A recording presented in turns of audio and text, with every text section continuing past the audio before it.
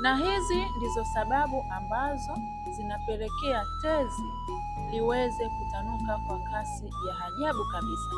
Sababu ya kwanza ni matumizi ya pombe pamoja na sigara. Hili limekuwa tishio kwa wanaume wengi sana na kusababisha tezi zao kuweza kuathirika. Sababu ya pili ni uzito mkubwa pamoja na kitambi. Inasemekana wanaume wenye uzito mkubwa, huwa uzito unakandamiza kibofu cha mkojo na kuweza kuathiri tezi moja kwa moja.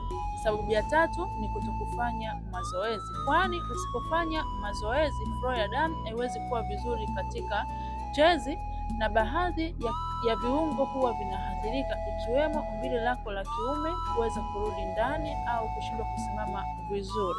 Kwa kupitia full program ya siku 30 mpaka siku 90 itaweza kukusaidia kuweza kuondokana na changamoto zako zote unazozipitia katika njia ya mkojo na kuweza kukusaidia kuwa vizuri katika tendo la ndoa kama ilivyokuwa mwanzo, ila itakusaidia tu endapo utaitumia.